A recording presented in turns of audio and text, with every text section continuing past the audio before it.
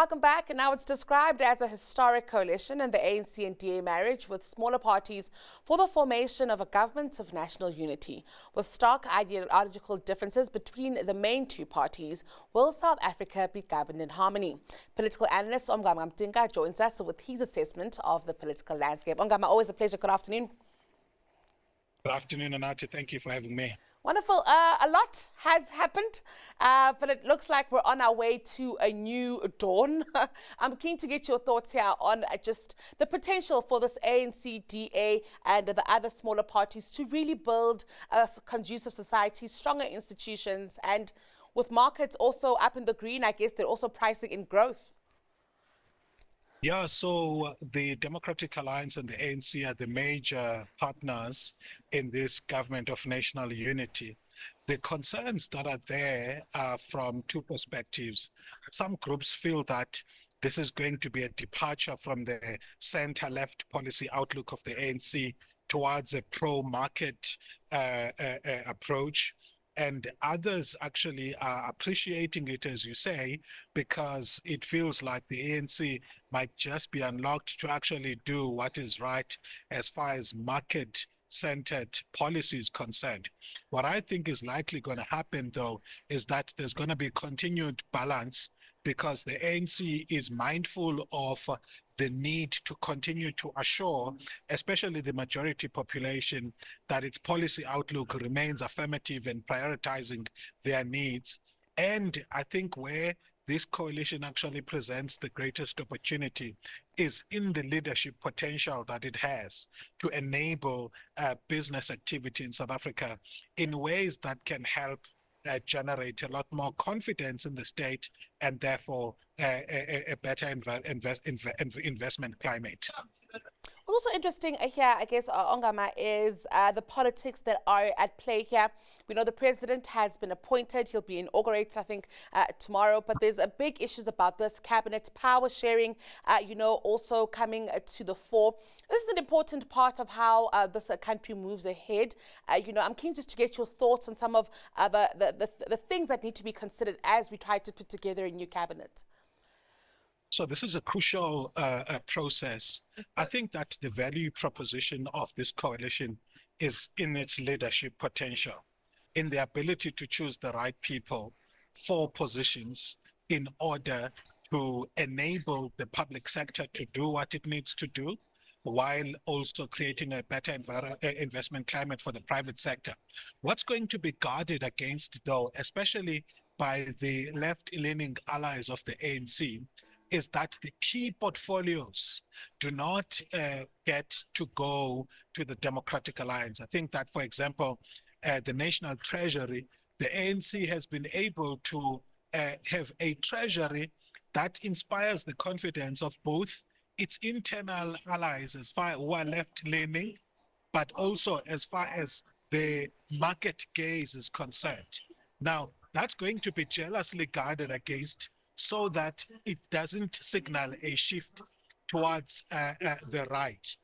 What I've seen so far is that there is a jostling for a position in the presidency for John Steenhuisen. Again, I think that this is a good strategy by the Democratic Alliance to not try and bargain too hard around the deputy president position, especially given the political climate in which this government of national unity is arising.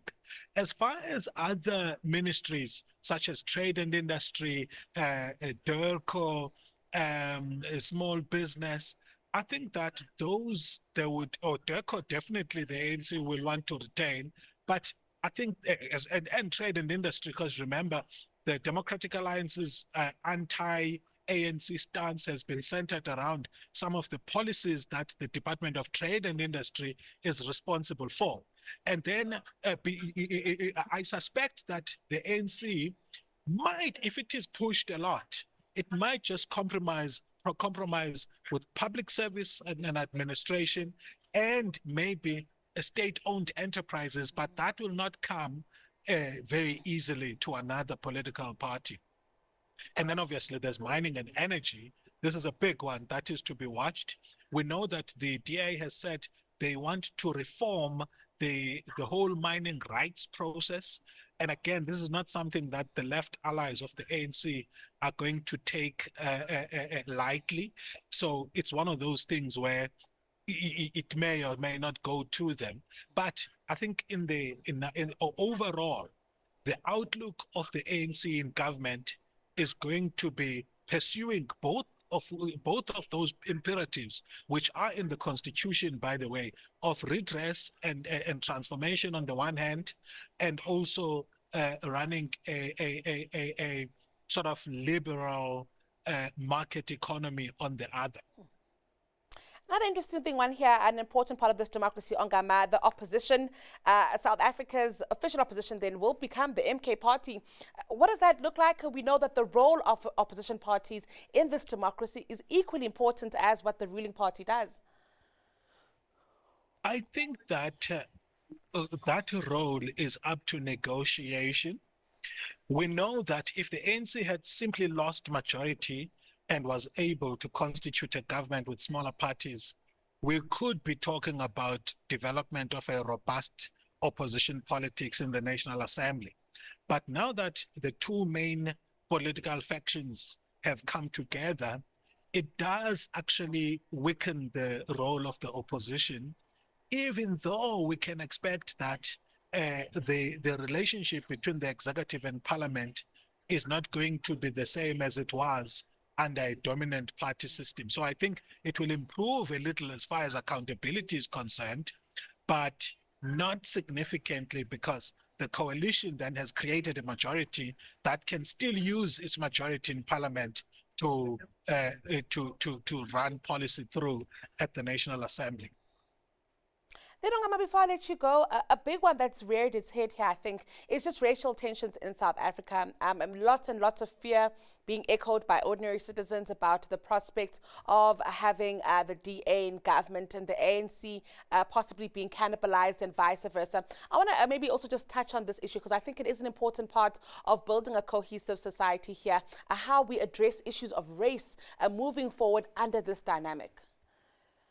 Both the ANC and the Democratic Alliance have faced an existential crisis, in terms of which the voter base that they were pursuing suddenly shifted under their feet, and they had to re-strategize in order to remain relevant. So for me, what happens to them as a result of being in the coalition in the short term is something that's inevitable, because before they came together, there were parties that were facing significant either decline or marginal growth. So where the South Africans should be understood, especially the majority, is around this issue of how South Africa remains one of the most unequal countries in the world. And the DA has, campaigned against some of the policies that were meant to redress that inequality. So those anxieties are understood. But I'm of the view that what the DA offers to the ANC by way of intention to build a capable state has got a greater value than the threat it poses to the ideological offering of the ANC. Well, Ongama, this has been a very interesting conversation. Thank you for it. I think lots highlighted there that's important. So that was political economist, analyst rather, Ongama Mtimka.